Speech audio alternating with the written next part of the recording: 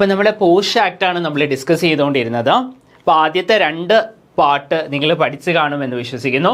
അപ്പോൾ അതിൻ്റെ 3-ാം ഭാഗം, ഫൈനൽ ഭാഗമാണ് ഇനി അടുത്ത എടുക്കാൻ പോകുന്നത്. അപ്പോൾ ഒരു പ്രീവിയസ് ഇയർ ക്വസ്റ്റ്യൻ നമുക്ക് നോക്കാം. A complaint filed by an aggrieved woman under Sexual Harassment of Women at Workplace, Prevention, Prohibition and Redressal Act 2013 shall not be tried by which of the following courts? Judicial Magistrate of First Class, Judicial Magistrate of Second Class, Metropolitan Magistrate, none of the above. ചിലപ്പോൾ നിങ്ങൾ ബാക്കി പഠിച്ച ആക്റ്റുകളെല്ലാം പഠിച്ചിട്ടുണ്ടെങ്കിൽ പോലും ചിലപ്പോൾ ഇതിൻ്റെ ഒരു ഉത്തരം എത്താൻ പറ്റും. എന്തായാലും നമ്മൾ ഈ ഒരു പാർട്ടിൽ ഡിസ്കസ് ചെയ്യും ഇതിൻ്റെ ഉത്തരം. ഇനി അടുത്ത ചാപ്റ്റർ 6, ഡ്യൂട്ടീസ് ഓഫ് എംപ്ലോയർ. അപ്പോൾ എവറി എംപ്ലോയർ ഷാൽ, നമ്മുടെ എംപ്ലോയേഴ്സിനും കുറേ കർത്തവ്യങ്ങളുണ്ട്. അതായത് അവരുടെ കർത്തവ്യങ്ങൾ എന്താണെന്ന് വെച്ചാൽ പ്രോപ്പറായിട്ട് ഇൻറ്റേർണൽ കംപ്ലയിൻറ്റ്സ് കമ്മിറ്റി ഫോം ചെയ്യുക, അതേപോലെ തന്നെ സേഫ് ആയിട്ടുള്ള ഒരു വർക്കിംഗ് എൻവയോൺമെൻറ്റ് സൃഷ്ടിക്കുക, അതേപോലെ തന്നെ കോൺസ്പീഷ്യസ് ആയിട്ടുള്ള സ്ഥലങ്ങളിൽ പോഷ് ആക്ടിൻ്റെ പണിഷ്മെൻറ്റ്സിനെ പറ്റിയുള്ള കാര്യങ്ങൾ അല്ലെങ്കിൽ പണിഷ്മെൻറ്റ്സ് പബ്ലിഷ് ചെയ്യുക, അതേപോലെ തന്നെ വർക്ക്ഷോപ്സും അവയർനെസ് പ്രോഗ്രാംസും ഒക്കെ കണ്ടിന്യൂസ് ആയിട്ട് ആ ഒരു വ്യക്തിയുടെ സ്ഥാപനത്ത് നടത്തുക. And also sensitising the employees with the provisions of the act and orientation programmes. ഇവർക്ക് മാത്രമല്ല, എംപ്ലോയീസിന് മാത്രമല്ല, ഇൻറ്റേർണൽ കമ്മിറ്റി മെമ്പേഴ്സിനും പീരിയോഡിക് ആയിട്ടുള്ള റിവ്യൂസും അതേപോലെ തന്നെ അവർക്കും ഓറിയൻറ്റേഷനും പീരിയോഡിക് സെൻസിറ്റൈസിങ് നൽകുക. അതേപോലെ തന്നെ ലോക്കൽ കമ്മിറ്റിക്കും ഇൻറ്റേർണൽ കമ്മിറ്റിക്കും മുൻപാകെ പല എൻക്വയറീസ് വരുന്ന സമയത്ത് അവർക്ക് വേണ്ട ഡോക്യുമെൻറ്റ്സ് പ്രൊവൈഡ് ചെയ്യുക, അവർക്ക് വേണ്ടിയുള്ള മറ്റെല്ലാ സഹായങ്ങളും നൽകുക. അതേപോലെ തന്നെ ഈ റെസ്പോണ്ടൻറ്റിൻ്റെ അറ്റൻഡൻസ് ഉറപ്പാക്കുക. ഈ റെസ്പോണ്ടൻറ്റ് അതേപോലെ തന്നെ അഗ്രീവ്ഡ് പേഴ്സണൊക്കെ ഈ ഹിയറിംഗ് വരുന്ന സമയത്ത് അല്ലെങ്കിൽ ഇൻറ്റേർണൽ കമ്മിറ്റിയുടെ ഒരു മീറ്റിംഗ് നടക്കുന്ന സമയത്ത് ആ ഒരു വ്യക്തി ഹാജരാവണ്ടേ. അപ്പോൾ അതിനുള്ള അനുമതി അല്ലെങ്കിൽ ആ ഒരു റെസ്പോണ്ടൻറ്റിൻ്റെ ആ ഒരു അറ്റൻഡൻസ് ഉറപ്പ് വരുത്തുക. Make available such information to the internal committee or the local committee. Local കമ്മിറ്റിക്ക് അല്ലെങ്കിൽ ഇൻറ്റേർണൽ കമ്മിറ്റിക്ക് എൻക്വയറിയുടെ സമയത്ത് വേണ്ട ഇൻഫർമേഷൻ അല്ലെങ്കിൽ വേണ്ട ഡേറ്റാസ് എല്ലാം പ്രൊവൈഡ് ചെയ്യുക. ഈ റെസ്പോണ്ടൻറ്റിനെ കുറിച്ചോ അല്ലെങ്കിൽ അഗ്രീവ്ഡ് പേഴ്സണുമായി ബന്ധപ്പെട്ട ഡേറ്റാസ് അല്ലെങ്കിൽ ഇവരുടെ login time, log of time, ഇങ്ങനെയുള്ള കാര്യങ്ങളെല്ലാം ഉൾപ്പെടുന്ന ഏത് തരത്തിലുള്ള ഡേറ്റയാണോ ഇൻറ്റേർണൽ ഈ കമ്മിറ്റീസ് ആവശ്യപ്പെടുന്ന ആ ഡേറ്റാസ് എല്ലാം പ്രൊവൈഡ് ചെയ്യുക. ഇനി അതേപോലെ തന്നെ ഈ ഒരു സ്ത്രീക്ക് വേണ്ട എല്ലാ തരത്തിലുള്ള മീൻസ് അഗ്രീവ്ഡ് പേഴ്സണ് വേണ്ട എല്ലാ തരത്തിലുള്ള സഹായങ്ങളും, ഇപ്പോൾ അഗ്രീവ്ഡ് പേഴ്സൺ ഒരു കംപ്ലയിൻറ്റ് ഫയൽ ചെയ്യണമെങ്കിൽ സഹായിക്കുക. അതേപോലെ തന്നെ പുറത്ത് ഒരു പോലീസിലായിട്ടും ഒരു കംപ്ലയിൻറ്റ് ഫയൽ ചെയ്യുകയാണെങ്കിൽ IPCയുടെ ബേസിസിലൊക്കെ ഒരു കംപ്ലയിൻറ്റ് ഫയൽ ചെയ്യുകയാണെങ്കിൽ അതിന് വേണ്ടിയുള്ള സകല സഹായങ്ങളും ഒരുക്കുക, അതിന് വേണ്ട സപ്പോർട്ടിംഗ് ഡോക്യുമെൻറ്റ്സ് പ്രൊവൈഡ് ചെയ്യുക, ഇതൊക്കെ നൽകുക. Provide assistance to the woman if she so chooses to file a complaint in relation to the offence under IPC or any other law for the time being in force. അതേപോലെ തന്നെ ഈ ഒരു respondent ഈ ഒരു ഓഫീസിന് പുറത്തുള്ള ഒരു വ്യക്തിയാണ് അല്ലെങ്കിൽ ഈ എംപ്ലോയറിൻ്റെ എംപ്ലോയി അല്ല എങ്കിൽ പുറത്ത് ഒരു നിയമ നടപടി സ്വീകരിക്കാൻ വേണ്ടിയുള്ള എല്ലാവിധ സാഹചര്യങ്ങളും ഒരുക്കി കൊടുക്കുക, സഹായിക്കുക. Cause to initiate action under the IPC or any other law for the time being in force against the perpetrator or if the aggrieved woman so desires, where the perpetrator is not an employee in the workplace of which the incident of sexual harassment took place. അപ്പോൾ ഇതൊരു service റൂൾസിൻ്റെ പ്രകാരമുള്ള ഒരു മിസ്കണ്ടൻറ്റ്, ഇത് important ആണ്. Service റൂൾസിൻ്റെ പ്രകാരമുള്ള ഒരു മിസ്കണ്ടൻ്റ് ആണ് sexual ഹെറാസ്മെൻറ്റ് എന്ന് ബോധ്യപ്പെടുത്തുക, അല്ലെങ്കിൽ ആ ഒരു ക്രൈറ്റീരിയ സർവീസ് അല്ലെങ്കിൽ ആ ഒരു പ്രൊവിഷൻ സർവീസ് റൂൾസിൽ കൊണ്ടുവരിക. And initiate action for such misconduct. ഇനി അതേപോലെ തന്നെ ഇൻറ്റേർണൽ കമ്മിറ്റിയുടെ റിപ്പോർട്ട്സ് എല്ലാം ടൈംലി ആയിട്ടാണ് സബ്മിറ്റ് ചെയ്യുന്നത് എന്ന് കണ്ടിന്യൂസ് ആയിട്ട് മോണിറ്റർ ചെയ്യുക.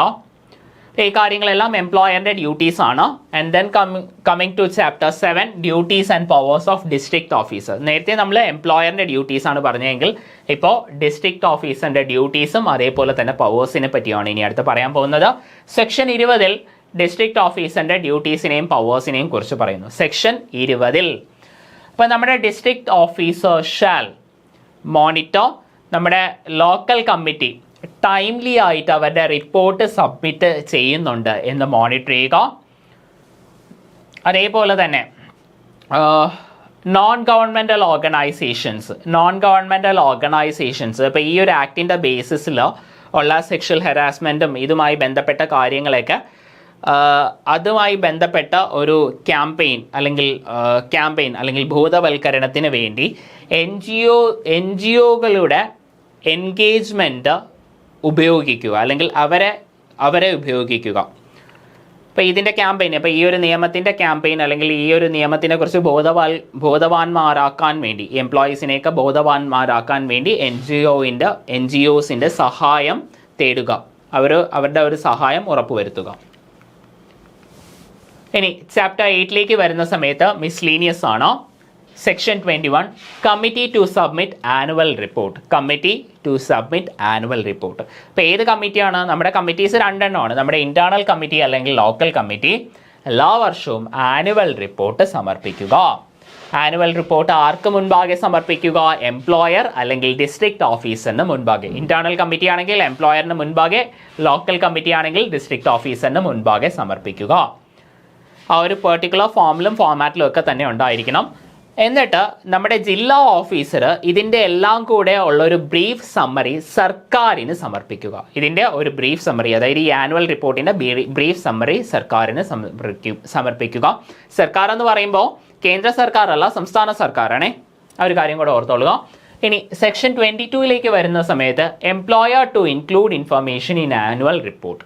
അപ്പോൾ ഒരു എംപ്ലോയർ തൻ്റെ ആനുവൽ റിപ്പോർട്ടിൽ, നമുക്കറിയാം ഈ പറയുന്ന സ്ഥാപനങ്ങൾക്കെല്ലാം ആനുവൽ റിപ്പോർട്ട്സ് ഉണ്ട്. അപ്പോൾ അവരുടെ ആനുവൽ റിപ്പോർട്ടിൽ ഈ പോസ്റ്റ് ആക്ട് പ്രകാരം എത്ര കേസുകൾ രജിസ്റ്റർ ചെയ്തിട്ടുണ്ട്, ആ കേസുകളുടെ മുകളിൽ സ്വീകരിച്ച നിയമ നടപടികൾ എന്തൊക്കെയാണ്, ഈ കാര്യങ്ങളെല്ലാം അവരുടെ ആനുവൽ റിപ്പോർട്ടിൽ ഉണ്ടായിരിക്കണം.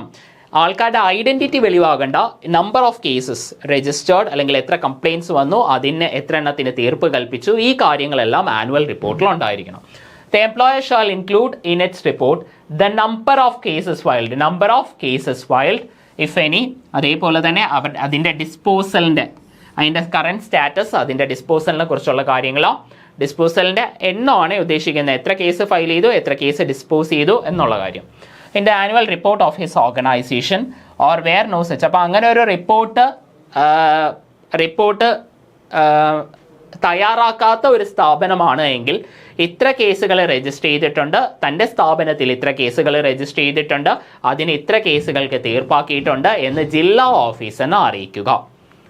ആനുവൽ റിപ്പോർട്ട് തയ്യാറാക്കുന്നവരാണെങ്കിൽ ആ ആനുവൽ റിപ്പോർട്ടിൻ്റെ അകത്ത് ഈ പറയുന്ന കാര്യങ്ങളൊക്കെ ഉണ്ടായിരിക്കണം. ആനുവൽ റിപ്പോർട്ട് തയ്യാറാക്കാത്ത ആൾക്കാരാണ് എങ്കിൽ ജില്ലാ ഓഫീസറിൻ്റെ കയ്യിൽ അല്ലെങ്കിൽ അദ്ദേഹത്തിനോട് ഈ ഡേറ്റാസ് ഈക്വൽ ഇൻ്റർവെൽസിൽ അല്ലെങ്കിൽ ആനുവലി കൺവേ ചെയ്യുക. Section 23 appropriate government to monitor implementation and maintain data. അപ്പോൾ സർക്കാരുമായി ബന്ധപ്പെട്ട കുറച്ച് കാര്യങ്ങളാണ് ഇനി വരുന്നത്. Appropriate government shall monitor the implementation of this act and maintain data on the number of cases filed and disposed of in respect to all cases of sexual harassment at workplace. അപ്പോൾ ഇതേ കാര്യം, ഈ പറയുന്ന post ആക്ടിൻ്റെ ബേസിസിൽ എത്ര complaint വന്നിട്ടുണ്ട്, അത് എത്ര കേസുകൾ ഡിസ്പോസ് ചെയ്തിട്ടുണ്ട്, ഇതിൻ്റെ കണക്കുകളെല്ലാം സർക്കാർ കൃത്യമായി മോണിറ്റർ ചെയ്യുക. അപ്രോപ്രിയേറ്റ് സർക്കാർ, അതായത് കേന്ദ്ര സർക്കാരും സംസ്ഥാന സർക്കാരുമാണ് ഉദ്ദേശിക്കുന്നത് ഇവിടെ. പക്ഷേ മെയിനായിട്ട് ഈ സംസ്ഥാന സർക്കാരിൻ്റെ അധികാര പരിധിയിൽ വരുന്ന കാര്യങ്ങളാണ് കൂടുതൽ വരുന്നത് കേട്ടോ. ഇനി section 24 appropriate government to take measures to publicise the act. നമ്മുടെ ഈ ഒരു നിയമം, ഇപ്പോൾ ഏതൊരു നിയമം വന്നാലും അത് പബ്ലിസൈസ് ചെയ്യാൻ വേണ്ടി ഉള്ള ശ്രമം ചെയ്യേണ്ടത് കേന്ദ്ര സർക്കാരിൻ്റെയും സംസ്ഥാന സർക്കാരിൻ്റെയും ഉത്തരവാദിത്വമാണ്. അപ്പോൾ ഈ ഒരു നിയമം ഈ പറയുന്ന ന്യൂസ് പേപ്പേഴ്സ്, പത്രമാധ്യമങ്ങളിൽ പബ്ലിഷ് ചെയ്യുക, അതിൻ്റെ ക്യാമ്പയിൻസ് നടത്തുക, ഇപ്പോൾ ആ കാര്യങ്ങളൊക്കെ അതിൻ്റെ പരസ്യങ്ങൾ നമ്മുടെ TV പത്രങ്ങളിലുമൊക്കെ പരസ്യങ്ങൾ പ്രൊവൈഡ് ചെയ്യുക, അതൊക്കെയാണ്. Appropriate government to take measures to publicise the act. എല്ലാ ആക്ടിലും ഇങ്ങനെ ഒരു പ്രൊവിഷൻ വരുന്നുണ്ട് കേട്ടോ. The appropriate government may, subject to the availability of financial and other resources, develop relevant information, education, communication and training materials and organize awareness programs to advance the understanding of the public of the provisions of this act, providing for protection against sexual harassment of women at workplace. ഇനി അതേപോലെ തന്നെ local committee മെമ്പേഴ്സിന് equal ഇൻ്റർവെൽസിലെ training, അവർക്ക് sensitisation ഇതെല്ലാം provide ചെയ്യുക, അവർക്ക് orientation training programmes ഒക്കെ provide ചെയ്യുക.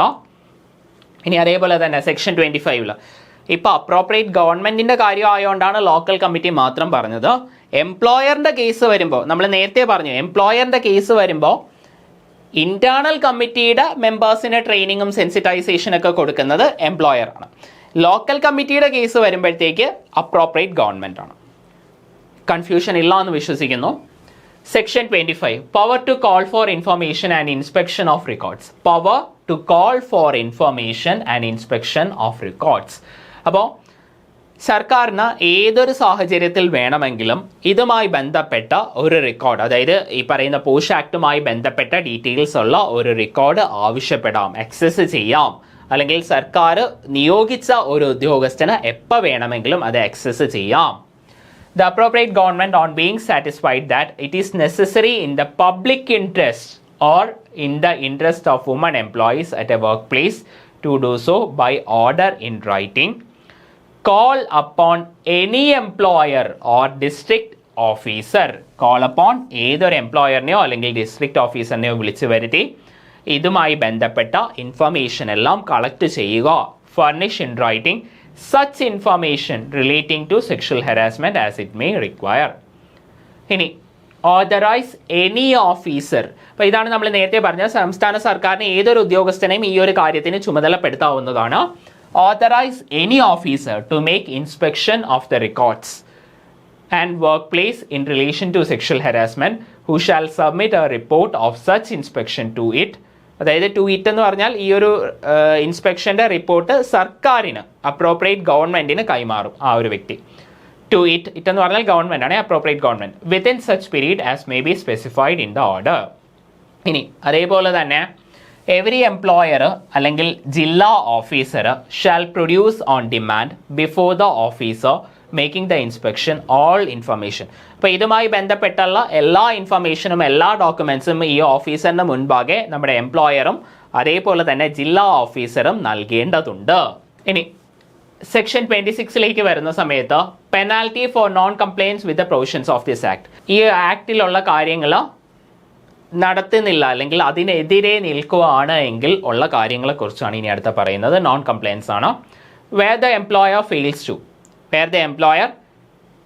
Fails to ഇപ്പോൾ ഇൻറ്റേർണൽ കമ്മിറ്റിയെ കോൺസ്റ്റിറ്റ്യൂട്ട് ചെയ്തില്ല, അല്ല എങ്കിൽ സെക്ഷൻ 13, 14, 22 ബേസിസിൽ ടേക്ക് ആക്ഷൻ എടുത്തില്ല, അല്ലെങ്കിൽ ഇപ്പോൾ ഇങ്ങനെയുള്ള കാര്യങ്ങൾ, അതല്ലെങ്കിൽ ഈ പോഷ് ആക്ടിൻ്റെ ബേസിസിലുള്ള പ്രൊവിഷൻസ് അദ്ദേഹം നിറവേറ്റിയില്ല, അല്ലെങ്കിൽ അത് ചെയ്യാതിരിക്കാൻ ഇതിൻ്റെ ബേസിസിലുള്ള പ്രൊവിഷൻസ് നിറവേറ്റിയില്ല, അല്ലെങ്കിൽ അത് നിറവേറ്റാണ്ടിരിക്കാൻ, അല്ലെങ്കിൽ നിറവേറ്റാതിരിക്കാൻ വേണ്ടി, അല്ലെങ്കിൽ അത് നടത്തിയെടുക്കാതിരിക്കാൻ വേണ്ടി ഏതെങ്കിലും ഒരു വ്യക്തിയെ ഫോഴ്സ് ചെയ്യിപ്പിക്കുക, നിർബന്ധിപ്പിക്കുക, അപ്പം അങ്ങനെയൊക്കെയുള്ള കാര്യങ്ങൾ ചെയ്യുവാണ് എങ്കിൽ 50,000 രൂപ വരെ പിഴശിക്ഷ ലഭിക്കുന്നതാണ്. Act or rules made he shall be punishable with fine which may extend to 50,000 rupees. നമുക്കൊന്ന് വായിക്കാം. അപ്പോൾ ഒരു employer contravenes or attempts to contravene, അതായത് തടസ്സപ്പെടുത്തുക അല്ലെങ്കിൽ തടസ്സപ്പെടുത്തുവാൻ ശ്രമിക്കുക, ഓർ അബെറ്റ്സ് എന്ന് പറഞ്ഞാൽ എൻകറേജ് ചെയ്യുക, force to contravention of other provisions of this act or any rules made thereunter, he shall be punishable with fine which may extend to 50,000 rupees. ഇനി if any employer after having been previously convicted of an offence, അപ്പോൾ ഇതേ തെറ്റിന് അദ്ദേഹത്തിന് ഇതിന് മുൻപേ ഒരിക്കൽ അദ്ദേഹത്തിന് ശിക്ഷ വിധിച്ചിട്ടുണ്ട് എങ്കിൽ അതേ തെറ്റ് തന്നെ വീണ്ടും ആ ഒരു വ്യക്തി, ഇപ്പം നമ്മൾ പറഞ്ഞ തെറ്റുകളില്ലേ, ആ തെറ്റുകൾ തന്നെ വീണ്ടും ആവർത്തിക്കുകയാണെങ്കിൽ നേരത്തെ ലഭിച്ച ശിക്ഷയുടെ ഇരട്ടി ശിക്ഷ അദ്ദേഹത്തിന് പ്രൊവൈഡ് ചെയ്യാവുന്നതാണ്, അദ്ദേഹത്തിന് നൽകാവുന്നതാണ്. If any employer after having been previously convicted of an offence punishable under this act subsequently commits and is convicted of the same offence, അപ്പോൾ ഒരിക്കൽ ഈ ഒരു കുറ്റം അദ്ദേഹം ചെയ്തു, അപ്പോൾ അതിന് അദ്ദേഹത്തിൻ്റെ മുകളിൽ ശിക്ഷ വിധിച്ചു, അതേ കുറ്റം തന്നെ വീണ്ടും അദ്ദേഹം ആവർത്തിക്കുകയാണ് എങ്കിൽ നേരത്തെ ലഭിച്ച ശിക്ഷയുടെ ഇരട്ടി ശിക്ഷ, commits and is convicted to same offence, he shall be liable. അടുത്തയാണ് നേരത്തെ ലഭിച്ച ശിക്ഷയുടെ ഇരട്ടി ശിക്ഷ വീണ്ടും, അതിൻ്റെ നേരെ ട്വൈസ് മടങ്ങ് ശിക്ഷ അദ്ദേഹത്തിന് വീണ്ടും നൽകാവുന്നതാണ്. ട്വൈസ് ദ പണിഷ്മെൻറ്റ്, ഓർത്ത് വെച്ചോളുക, twice the punishment which might have been imposed on first conviction. ആദ്യത്തെ പ്രാവശ്യം ലഭിച്ച ശിക്ഷയുടെ നേരെ ഇരട്ടി ശിക്ഷ നൽകാവുന്നതാണ്. Subject to the punishment being maximum provided for the same offence. Provided that in case a higher punishment is prescribed under any other law for the time being in force for the offence for which the accused is being prosecuted, the court shall take due cognizance of the same while awarding the punishment. അപ്പോൾ ഇതേ കാര്യത്തിൻ്റെ ബേസിസിൽ വേറെ ഏതെങ്കിലും നിയമത്തിൻ്റെ ബേസിസിൽ ഇതിനെയും കാട്ടി കൂടിയ ശിക്ഷ ഈ ഒരു വ്യക്തിക്ക് എംപ്ലോയറിന് ലഭിച്ചിട്ടുണ്ടെങ്കിൽ നമ്മുടെ ഈ ഒരു സമയത്ത് നമ്മുടെ കോടതി, അതായത് ഇൻറ്റേർണൽ കമ്മിറ്റി ഈ ഒരു വിധി പറയുന്ന സമയത്ത് ആ ഒരു കാര്യവും കൂടെ കണക്കിലെടുക്കണം. ആ ഒരു പണിഷ്മെൻറ്റ് അല്ലെങ്കിൽ ആ ഒരു പണിഷ്മെൻറ്റിൻ്റെ സിവിയറിറ്റിയും കൂടെ കണക്കിലെടുക്കണം. ഇനി ഇത് മാത്രമല്ല, ഇതേ വ്യക്തി വീണ്ടും വീണ്ടും ഇതേ തെറ്റ് ആവർത്തിക്കുന്നത് കൊണ്ട് ഇദ്ദേഹത്തിൻ്റെ ലൈസൻസ് ക്യാൻസൽ ചെയ്യാം, അല്ലെങ്കിൽ റിന്യൂ ചെയ്ത് നൽകാണ്ടിരിക്കാം. അപ്പം അങ്ങനെയുള്ള കുറേ കാര്യങ്ങളുണ്ടല്ലോ, അതൊക്കെ ചെയ്യാം. Cancellation of his licence or withdrawal or non-renewal or approval or cancellation of registration as the case may be by the government അല്ലെങ്കിൽ ലോക്കൽ അതോറിറ്റിക്ക് അദ്ദേഹത്തിൻ്റെ ലൈസൻസ് ക്യാൻസൽ ചെയ്യാം, അല്ലെങ്കിൽ റിന്യൂ ചെയ്യാതെ നൽകാം, അല്ലെങ്കിൽ അത് അപ്രൂവൽ നൽകാണ്ടിരിക്കാം. ആ കാര്യങ്ങളൊക്കെ ചെയ്യാം. ഇനി അടുത്തത് സെക്ഷൻ 27. സെക്ഷൻ 27ൽ cognisance of offence by courts ആണ്. അപ്പോൾ നമ്മുടെ അഗ്രീവ്ഡ് പേഴ്സൺ അല്ലെങ്കിൽ അഗ്രീവ്ഡ് പേഴ്സൺ ഓതറൈസ് ചെയ്യുന്ന ഒരു വ്യക്തി ഇൻ റൈറ്റിംഗ് ആയിട്ട് ഒരു കംപ്ലൈൻറ്റ് നൽകിയാൽ മാത്രമേ കോടതിക്ക് അല്ലെങ്കിൽ നമ്മുടെ കമ്മിറ്റിക്ക്, ലോക്കൽ കമ്മിറ്റി അല്ലെങ്കിൽ ഇൻറ്റേർണൽ കമ്മിറ്റിക്ക് ഈ ഒരു കംപ്ലൈൻറ്റ് സ്വീകരിക്കാൻ സാധിക്കുകയുള്ളൂ. വേറെ ആരെങ്കിലും കൊണ്ട് ഈ ഒരു കംപ്ലൈൻറ്റ് കൊടുത്തു എന്ന് പറഞ്ഞാൽ കമ്മിറ്റി സ്വീകരിക്കത്തില്ല. ഇനി മെട്രോപൊളിറ്റൻ മജിസ്ട്രേറ്റ് അല്ലെങ്കിൽ ഫസ്റ്റ് ക്ലാസ് ജുഡീഷ്യൽ മജിസ്ട്രേറ്റിന് താഴെയുള്ള ഒരു കോടതിയിലും പോഷ് ആക്ടിൻ്റെ ബേസിസിൽ പ്രൊസീഡിങ്സ് നടക്കാൻ സാധിക്കുകയില്ല. വളരെ വളരെ ഇമ്പോർട്ടൻ്റ് ആയിട്ടുള്ള ഒരു പോയിൻ്റാണ്. No court inferior to that of a metropolitan magistrate or a judicial magistrate of first class shall try any offence punishable under this act. ഈ ഒരു നിയമത്തിൻ്റെ പ്രകാരമുള്ള ഒരു കേസിൻ്റെ പ്രൊസീഡിങ്സ് ഒരു ഫസ്റ്റ് ക്ലാസ് ജുഡീഷ്യൽ മജിസ്ട്രേറ്റ് അല്ലെങ്കിൽ മെട്രോപൊളിറ്റൻ മജിസ്ട്രേറ്റിന് താഴെയുള്ള ഒരു കോടതിക്കും ട്രയൽ അല്ലെങ്കിൽ പ്രൊസീഡിങ്സ് നടത്താൻ സാധിക്കുകയില്ല. Every offence under this act shall be non cognizable. അതായത് ഇതിൻ്റെ പ്രകാരമുള്ള ഏതൊരു ആക്ട് ആണെങ്കിലും നോൺ കോഗ്നൈസബിൾ ആണ്. നോൺ കോഗ്നൈസബിൾ എന്ന് പറഞ്ഞാൽ പോലീസിന് അറസ്റ്റ് ചെയ്യണമെങ്കിൽ ഒരു വാറൻറ്റ് വേണം. മജിസ്ട്രേറ്റ് ഇഷ്യൂ ചെയ്ത ഒരു വാറൻറ്റിൻ്റെ ബേസിസിൽ മാത്രമേ പോലീസിന് അറസ്റ്റ് ചെയ്യാൻ പറ്റുള്ളൂ. അതാണ് നോൺ കോഗ്നൈസബിൾ. ഇനി section 28 act not in derogation of any other law. ഇപ്പം നിലവിൽ ഇതുമായി ബന്ധപ്പെട്ട പല നിയമങ്ങളുണ്ടാകും. ആ നിയമങ്ങൾക്ക് പകരമായിട്ടുള്ളൊരു നിയമമല്ല പോഷ് ആക്ട്. അതേപോലെ തന്നെ ഈ പോഷ് ആക്ടിന് പകരമായിട്ടുള്ള നിയമമല്ല അത്. അങ്ങനെയാണ്. അപ്പോൾ അതിലുള്ള പ്രൊവിഷൻസ് എക്സിസ്റ്റ് ചെയ്യും, ഇതിലുള്ള പ്രൊവിഷൻസും എക്സിസ്റ്റ് ചെയ്യും. അതാണ് പറയുന്നത്. The provisions of this act shall be in addition to ആണ്, അതിന് പുറമെയാണ്, അല്ലാതെ നോട്ട് ഇൻ ഡിറോഗേഷൻ ആണ്. ഇനി സെക്ഷൻ 29ലേക്ക് വരുന്ന സമയത്ത് power of appropriate government to make rules. അപ്പോൾ ഏതൊരു നിയമത്തിൻ്റെ ബേസിസിലും റൂൾസ് നിർമ്മിക്കാനുള്ള അധികാരം അപ്രോപ്രിയേറ്റ് ഗവൺമെൻറ്റിനാണ്. ഇപ്പം നമ്മുടെ കേന്ദ്ര സർക്കാരിന് ഒഫീഷ്യൽ ഗസറ്റ് നോട്ടിഫിക്കേഷൻ വഴി ഈ ഒരു നിയമത്തിൻ്റെ ബേസിസിലുള്ള റൂൾസ് നിർമ്മിക്കാവുന്നതാണ്. അങ്ങനെ നിർമ്മിച്ച റൂൾസാണ് പോഷ് റൂൾസ് 2013. അതേപോലെ തന്നെ in particular and without prejudice to the generality of the foregoing power such rules may provide for all. And എന്തൊക്കെ കാര്യങ്ങളിലാണ് റൂൾസ് നിർമ്മിക്കാൻ പറ്റുന്നത് എന്നുള്ളൊരു കാര്യം കൂടെ പറയുന്നുണ്ട് അതിൽ. അപ്പോൾ അതും കൂടെ നോക്കാം. മെമ്പേഴ്സിൻ്റെ നോമിനേഷൻ. മെമ്പേഴ്സ് മീൻസ് ഇൻറ്റേർണൽ കമ്മിറ്റി അല്ലെങ്കിൽ ലോക്കൽ കമ്മിറ്റിയുടെ മെമ്പേഴ്സിൻ്റെ നോമിനേഷനെ കുറിച്ചുള്ള ഗൈഡ് ലൈൻസ് അല്ലെങ്കിൽ അതിനെക്കുറിച്ചുള്ള കാര്യങ്ങൾ റൂൾസ് നിർമ്മിക്കാം. അതേപോലെ തന്നെ ചെയർപേഴ്സണും മെമ്പേഴ്സിനും നൽകുന്ന ഫീസും അലവൻസിനെ കുറിച്ചുള്ള കാര്യങ്ങൾ, അതുമായി ബന്ധപ്പെട്ട റൂൾസ് നിർമ്മിക്കാം. ഇപ്പോൾ person who may make complaint നൽകുന്ന ആളെക്കുറിച്ചുള്ള ആ ഒരു വ്യക്തിയുമായി ബന്ധപ്പെട്ട റൂൾസ് നിർമ്മിക്കാം. മാനർ ഓഫ് എൻക്വയറി, അന്വേഷണത്തിൻ്റെ മാനറിനെ പറ്റിയുള്ള റൂൾസ് നിർമ്മിക്കാം. Power for making an enquiry, relief to be recommended, the manner of action to be taken, the manner of appeal, the manner of organising workshops, awareness programmes for sensitising the employees. ഇപ്പോൾ ഈ പറയുന്ന എംപ്ലോയീസിനെയും അതേപോലെ തന്നെ committee മെമ്പേഴ്സിനെയൊക്കെ periodic ആയിട്ടുള്ള സെൻസിറ്റൈസിങ് ഓറിയൻറ്റേഷനൊക്കെ നൽകേണ്ടത് എങ്ങനെയാണ് എന്നുള്ള rules കേന്ദ്ര സർക്കാരിന് പുറപ്പെടുവിക്കാം. അതേപോലെ തന്നെ the form and time for prescribing ഈ ആനുവൽ റിപ്പോർട്ട്, ഇതുമായി ബന്ധപ്പെട്ട പല റിപ്പോർട്ടുകളില്ലേ, അപ്പോൾ അതിൻ്റെ ഫോമും ഫോമാറ്റും ഒക്കെ എങ്ങനെയായിരിക്കണമെന്ന് തീരുമാനിക്കാനുള്ള അധികാരം കേന്ദ്ര സർക്കാരിനുണ്ട്. ഏതൊരു നിയമപ്രകാരമുള്ള ഫോമുകളും നിർമ്മിക്കുന്നത് കേന്ദ്ര സർക്കാർ തന്നെയാണ്. ആ ഫോമിൻ്റെ ഫോമും ഫോമാറ്റും ഒക്കെ തീരുമാനിക്കുന്നത് കേന്ദ്ര സർക്കാരാണ്. അപ്പോൾ ഇങ്ങനെ സർക്കാർ നിർമ്മിക്കുന്ന നിയമങ്ങൾ പാർലമെൻറ്റിൻ്റെ ഇരുസഭകൾക്ക് മുൻപാകെ 30 ദിവസമെങ്കിലും സമർപ്പിക്കണം. പാർലമെൻറ്റിൻ്റെ ഇരുസഭകൾക്ക് മുൻപാകെങ്കിലും 30 ദിവസത്തിനുള്ളിലെങ്കിലും സമർപ്പിക്കണം. അങ്ങനെ സമർപ്പിക്കുന്നത് ഒരു സെഷനിലോ അല്ലെങ്കിൽ ഒന്നിൽ കൂടുതൽ സെഷനിലായിട്ടോ സമർപ്പിക്കാവുന്നതാണ്.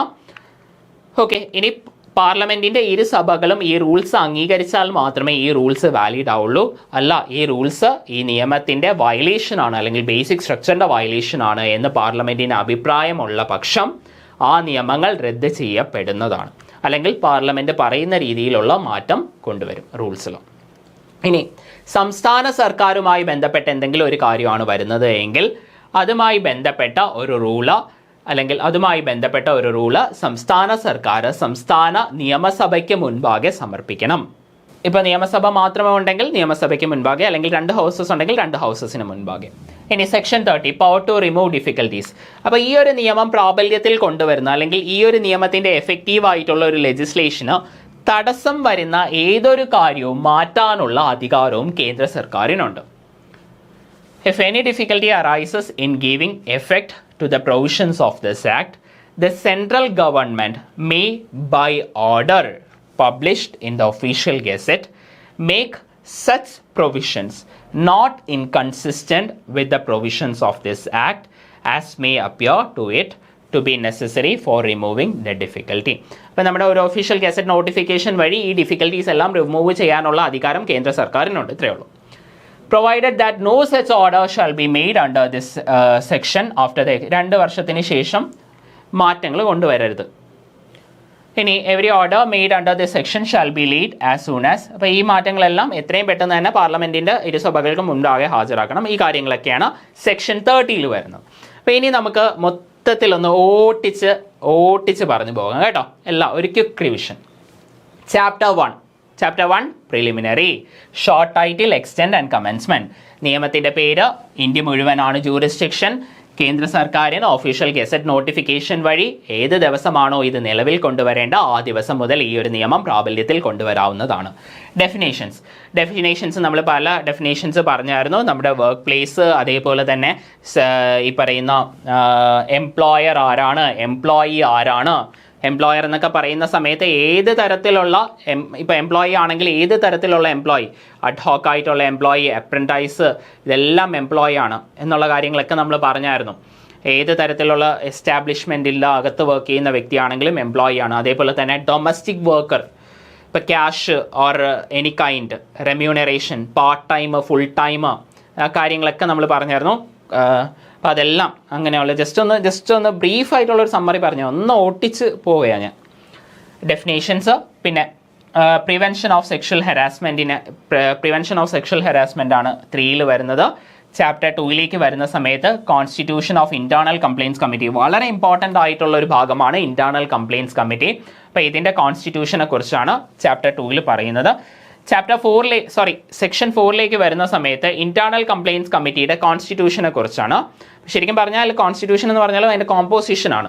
പ്രിസൈഡിംഗ് ഓഫീസർ, അതേപോലെ തന്നെ മെമ്പേഴ്സ്. പ്രിസൈഡിംഗ് ഓഫീസർ സീനിയർ ലെവലായിരിക്കണം, സീനിയർ ലെവലിലുള്ള ലേഡി ഓഫീസർ. അപ്പോൾ അങ്ങനെ ഒരു ലേഡി ഓഫീസറിന് അവൈലബിൾ ആവുന്നില്ല എങ്കിൽ ഡിവിഷൻസ് അല്ലെങ്കിൽ സബ് ഡിവിഷൻസിൽ നിന്നുള്ള ഒരു ലേഡീനെ, ഡിവിഷൻസ് അല്ലെങ്കിൽ സബ് ഡിവിഷൻസിൽ നിന്നുള്ള ഒരു ലേഡീനെ ചുമതലപ്പെടുത്തണം പ്രിസൈഡിംഗ് ഓഫീസറായിട്ട്.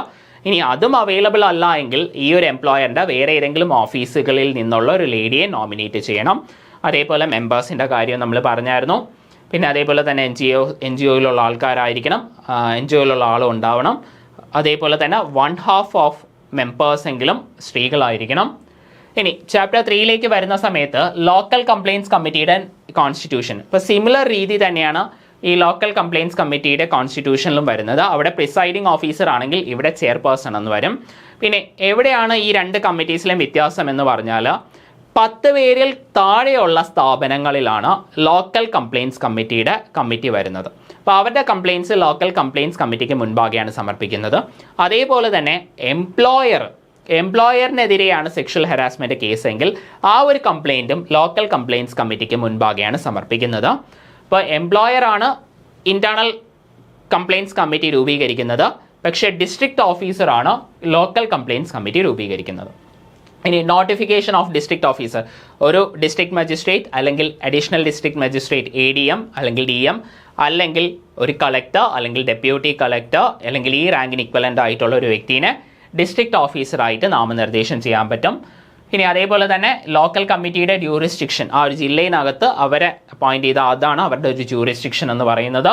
ഇനി ഇവരുടെ composition, tenor and other terms, 3 വർഷം ആ ഒരു കാര്യമാണ് ഏറ്റവും ഇമ്പോർട്ടൻ്റ്. 3 വർഷത്തിൽ കൂടുതൽ ഇരിക്കാൻ പറ്റത്തില്ല. അത് ഈ പറയുന്ന ലോക്കൽ കമ്മിറ്റി ആണെങ്കിലും ഇൻറ്റേർണൽ കമ്മിറ്റി ആണെങ്കിലും അങ്ങനെയാണ്. ഇനി അടുത്ത 8ലേക്ക് വരുന്ന സമയത്ത് ഗ്രാൻറ്റുകളും ഓഡിറ്റുകളും. കേന്ദ്ര സർക്കാർ ഗ്രാൻഡ് ആണ് പ്രൊവൈഡ് ചെയ്യുന്നത്. വേണ്ട ഇത്ര എമൗണ്ട് സംസ്ഥാന സർക്കാരിന് കൊടുക്കും. സംസ്ഥാന സർക്കാർ ഒരു ഏജൻസി ഫോം ചെയ്ത് ആ ഏജൻസി വഴി ഡിസ്ട്രിക്ട് ഓഫീസറിന് ഗ്രാൻറ്റ് കൈമാറണം. ഇപ്പോൾ ഡിസ്ട്രിക്ട് ഓഫീസറാണ് പിന്നെ ഇതിൻ്റെ കാര്യങ്ങളെല്ലാം ഈ പറയുന്ന എമൗണ്ട് വകയിരുത്തുന്നത്. പിന്നെ അതേപോലെ തന്നെ ഓഡിറ്റിൻ്റെ കാര്യം, ഇവിടെ ഓഡിറ്റിൻ്റെ കേസ് വരുന്ന സമയത്ത് നമ്മുടെ അക്കൗണ്ടൻറ്റ് ജനറലാണ്, സ്റ്റേറ്റിലുള്ള അക്കൗണ്ടൻറ്റ് ജനറലാണ്, അദ്ദേഹമാണ് ഓഡിറ്റും കാര്യങ്ങളൊക്കെ ചെയ്യുന്നത്. അപ്പോൾ അതേപോലെ ഓഡിറ്റ് റിപ്പോർട്ട് ആ കാര്യങ്ങളൊക്കെ വരുന്നുണ്ട്. ചാപ്റ്റർ 4ലേക്ക് വരുന്ന സമയത്ത് complaint, section 9 complaint of sexual harassment important ആണ്. ഒരു സെക്ഷൽ ഹരാസ്മെൻറ്റ് നടന്ന 3 മാസത്തിനുള്ളിൽ, സീരീസ് ഓഫ് ഇൻസിഡൻസ് ആണ് എങ്കിൽ അവസാനത്തെ ഇൻസിഡൻറ്റിന് ശേഷം 3 മാസത്തിനുള്ളിൽ. പിന്നെ അതേപോലെ തന്നെ ഈ ഒരു വ്യക്തിക്ക് എഴുതി നൽകാൻ പറ്റാത്ത സാഹചര്യമൊക്കെ ആണെങ്കിൽ കമ്മിറ്റി സഹായിക്കുക. അതേപോലെ തന്നെ ലീഗൽ എയറിന് വേണമെങ്കിലും കംപ്ലയിൻറ്റ് സമർപ്പിക്കാവുന്നതാണ്. ആ കാര്യങ്ങളൊക്കെ നമ്മൾ പറഞ്ഞായിരുന്നു. ഇനി കൺസിലിയേഷൻ എന്ന് പറഞ്ഞാൽ അഗ്രിവേറ്റഡ് വുമണിന് ഇൻക്വയറി തുടങ്ങുന്നതിന് മുൻപേ തന്നെ ഒരു കൺസിലിയേഷൻ വേണം എന്നുള്ള ആവശ്യം കമ്മിറ്റിക്ക് മുൻപാകെ സമർപ്പിക്കുകയാണെങ്കിൽ റെസ്പോണ്ടൻറ്റിൻ്റെയും അഗ്രീവ്ഡ് വുമണിൻ്റെയും ഒരു കൺസിലിയേഷൻ നടത്താം. കൺസിലിയേഷൻ എന്ന് പറഞ്ഞാൽ ഒരു സെറ്റിൽമെൻ്റ് ആണ്, പക്ഷേ അതിൽ മോണിറ്ററി സെറ്റിൽമെൻ്റ് അല്ല. അപ്പോൾ ഈ കൺസിലിയേഷൻ്റെ ബേസിസിൽ കാര്യങ്ങൾ നടക്കും. അതിന് പിന്നീട് ഒരു എൻക്വയറി പോകത്തില്ല, പിന്നീട് തുടർ എൻക്വയറി വരത്തില്ല. പിന്നെ ഇത് പ്രകാരമുള്ള ഒരു നിർദ്ദേശമായിരിക്കും ജില്ലാ ഓഫീസറിനും അതേപോലെ തന്നെ എംപ്ലോയറിനും ലഭിക്കുന്നത്. ഇനി എൻക്വയറി ഇൻറ്റു കംപ്ലയിൻറ്റ് 11 ചാപ്റ്റർ 5ലേക്ക് വരുന്ന സമയത്ത് എൻക്വയറി ഇൻറ്റു കംപ്ലയിൻറ്റ്. ഇനി 12 action during pendency of enquiry. Enquiry തീരുന്ന ആ ഒരു സമയത്ത് അതിൻ്റെ ഇടയിൽ ഇപ്പോൾ പല കാര്യങ്ങൾ, ഇപ്പം അഗ്രീവ്ഡ് പേഴ്സൻ്റെ ആവശ്യപ്രകാരം നമുക്ക് ഈ കമ്മിറ്റിക്ക് എംപ്ലോയറിനോട് നിർദ്ദേശം വയ്ക്കാം. ഈ പറയുന്ന അഗ്രീവ്ഡ് പേഴ്സൺ അല്ലെങ്കിൽ അഗ്രീവ്ഡ് ലേഡി അല്ലെങ്കിൽ റെസ്പോണ്ടൻറ്റിനെ വേറെ ഏതെങ്കിലും ഒരു സ്ഥലത്തേക്ക്, വേറെ ഏതെങ്കിലും ഒരു ഓഫീസിലേക്ക് ട്രാൻസ്ഫർ ചെയ്യാനോ അല്ലെങ്കിൽ 3 മാസത്തേക്ക് ലീവ്, 3 മാസം വരെ എക്സ്റ്റെൻഡ് ചെയ്യാൻ പറ്റുന്ന ലീവ്, ഓൾറെഡി എൻടൈറ്റിൽഡ് ആയ ലീവിന് പുറമേ ഉള്ള ലീവ് ഈ അഗ്രീവ്ഡ് പേഴ്സൺ അല്ലെങ്കിൽ അഗ്രീവ്ഡ് വുമണിന് നൽകുക. അപ്പോൾ ഇങ്ങനെയുള്ള അല്ലെങ്കിൽ മറ്റേതെങ്കിലുമൊക്കെ തരത്തിലുള്ള റിലീഫുകൾ ഇതെല്ലാം പ്രൊവൈഡ് ചെയ്യാനായിട്ട് നിർദ്ദേശം നൽകാം ഈ ഇൻക്വയറിയുടെ സമയത്ത്. അതാണ് സെക്ഷൻ 12 പറയുന്നത്. പിന്നെ 13 ഇൻക്വയറി റിപ്പോർട്ടിനെ പറ്റിയാണ് പറയുന്നത്. 14 ഈ false and malicious complaint file ചെയ്യുന്ന ഒരു വ്യക്തി, അതിപ്പോൾ അഗ്രീവ്ഡ് പേഴ്സൺ ആണ് ഫയൽ ചെയ്യുമെങ്കിൽ ആ ഒരു വ്യക്തിക്കെതിരെ, അല്ലെങ്കിൽ റെസ്പോണ്ടൻ്റ് ആണ് അല്ലെങ്കിൽ ഏതെങ്കിലും വിറ്റ്നസ് ആണെങ്കിൽ ഇവർക്ക് എല്ലാവർക്കും എതിരെ സർവീസ് ചട്ടങ്ങൾ അനുസരിച്ചുള്ള നടപടികളാണ് സ്വീകരിക്കേണ്ടത്.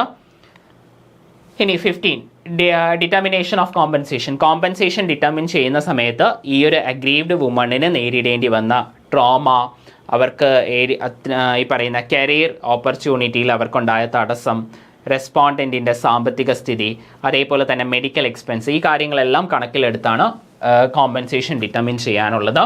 ഇനി സെക്ഷൻ 16 വരുന്ന സമയത്ത് പ്രൊസീഡിങ്സ്, ഈ ഇൻക്വയറി പ്രൊസീഡിങ്സ് അല്ലെങ്കിൽ ഇടക്കാല ഉത്തരവ് അല്ലെങ്കിൽ ഈ കംപ്ലയിൻറ്റ്, ഇൻക്വയറിയുടെ പ്രൊസീഡിങ്സ് ഇതുമായിട്ടൊക്കെ ബന്ധപ്പെട്ട കാര്യങ്ങൾ പബ്ലിഷ് ചെയ്യുകയോ അല്ലെങ്കിൽ ഒരു പബ്ലിക് ഡൊമൈനിലേക്ക് എത്തുന്നത് തടയുക. അത് ഈ പറയുന്ന അഗ്രീവ്ഡ് പേഴ്സൻ്റെ ഐഡൻറ്റിറ്റി, റെസ്പോണ്ടൻറ്റിൻ്റെ ഐഡൻറ്റിറ്റി ഇതെല്ലാം വെളിവാകുന്ന ഒരു കാര്യം പബ്ലിക് ഡൊമൈനിലേക്ക് എത്തുന്നത് തടയുക. അത് പബ്ലിഷ് ചെയ്യുന്നതും പ്രിൻ്റ് ചെയ്യുന്നതുമൊക്കെ പ്രൊഹിബിറ്റ് ചെയ്യുന്നത്. ഇനി അടുത്ത 17 വരുമ്പോൾ അതിൻ്റെ പെനാൽറ്റിയെക്കുറിച്ചാണ് പറയുന്നത്. ഇനി അടുത്ത 18 വരുമ്പോഴത്തേക്ക് അപ്പീൽ. കമ്മിറ്റിയുടെ ഉത്തരവിൻ്റെ ഏതെങ്കിലും ഒരു വ്യക്തിക്ക് ആക്ഷേപമുണ്ട് എങ്കിൽ ആ വ്യക്തിക്ക് കോടതിയിലേക്കോ, അതായത് മേൽക്കോടതിയിലേക്കോ ട്രൈബ്യൂണലിലേക്കോ അപ്പീൽ നൽകാവുന്നതാണ്. ഇനി ചാപ്റ്റർ 6 വരുന്ന സമയത്ത് എംപ്ലോയറിൻ്റെ ഡ്യൂട്ടീസാണ്. എംപ്ലോയറിന് ധാരാളം ഡ്യൂട്ടീസ് ഉണ്ട്. ഇൻറ്റേർണൽ കമ്മിറ്റി ഫോം ചെയ്യുക, അങ്ങനെ കുറേ കാര്യങ്ങൾ. ഈ പറയുന്ന കോൺസ്പീഷ്യസ് ആയിട്ടുള്ള സ്ഥലങ്ങളിൽ പോഷ് ആക്ടിൻ്റെ സ്പെസിഫിക്കേഷൻസ്, അതിൻ്റെ പണിഷ്മെൻറ്റ്സ് ഒക്കെ പബ്ലിഷ് ചെയ്യുക. ഈ പറയുന്ന ഒരു കമ്മിറ്റിക്ക് വേണ്ട എല്ലാ ഡോക്യുമെൻസും പ്രൊവൈഡ് ചെയ്യുക. ഹിയറിംഗ് പ്രോപ്പറായിട്ട് നടത്താൻ വേണ്ടി സഹായിക്കുക. അങ്ങനെയുള്ള കുറേ കാര്യങ്ങളുണ്ട്. ഇനി ചാപ്റ്റർ 7 വരുന്ന സമയത്ത് ജില്ലാ ഓഫീസറിൻ്റെ ഡ്യൂട്ടീസും പവേഴ്സും. മെയിനായിട്ട് റിപ്പോർട്ട് സമർപ്പിക്കുന്നത് ലോക്കൽ കമ്മിറ്റിയുടെ റിപ്പോർട്ട് കറക്റ്റായിട്ട് സമർപ്പിക്കുന്നുണ്ട് എന്ന് മോണിറ്റർ ചെയ്യുക. അങ്ങനെയുള്ള കുറച്ച് കാര്യങ്ങളാണ് 20 duties and powers of district officer.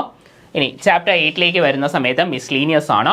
അതിൽ 21 കമ്മിറ്റി ആനുവൽ റിപ്പോർട്ട് സമർപ്പിക്കുന്നതുമായി ബന്ധപ്പെട്ട കാര്യങ്ങളാണ്. 22 വരുന്ന സമയത്ത് employer to include information in report.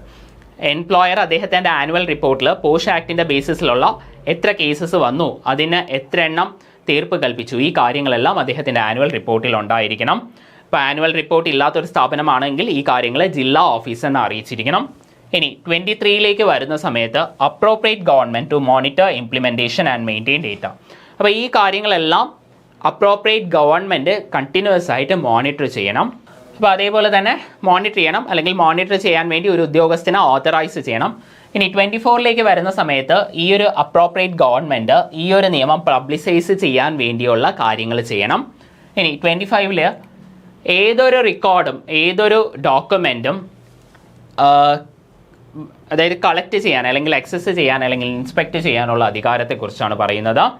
ഇനി 26 വരുന്ന സമയത്ത് ഈ നിയമത്തിലുള്ള പ്രൊവിഷൻസ് പാലിക്കാത്തതിനുള്ള പെനാൽറ്റിയെക്കുറിച്ചാണ് പറയുന്നത്. 27 വരുന്ന സമയത്ത് cognizance of offence by courts. അപ്പോൾ അഗ്രീഡ് പേഴ്സൺ അല്ലെങ്കിൽ അഗ്രീഡ് പേഴ്സൻ്റെ ബിഹാഫിലുള്ള ഒരു വ്യക്തി ഇൻ റൈറ്റിംഗ് ആയി നൽകുന്ന ഒരു കംപ്ലയിൻറ്റ് മാത്രമേ കോടതി സ്വീകരിക്കത്തുള്ളൂ അല്ലെങ്കിൽ കമ്മിറ്റി സ്വീകരിക്കത്തുള്ളൂ.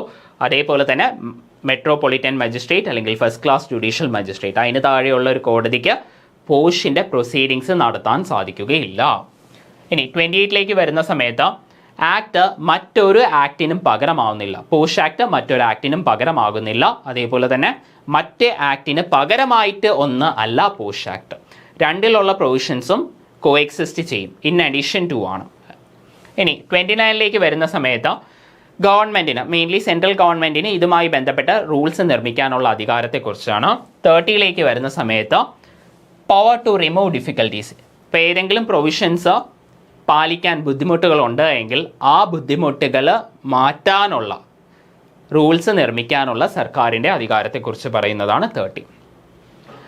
അപ്പോൾ ഇത്രയും കാര്യങ്ങളാണ് നമ്മുടെ പോഷ് ആക്റ്റിലുള്ളത്. ഇപ്പോൾ കുറച്ച് വലിയ ആക്റ്റാണ്, പക്ഷേ സ്ഥിരമായി ചോദിക്കുന്ന ഒരു ആക്റ്റാണ്. നന്നായി പഠിക്കുക. താങ്ക്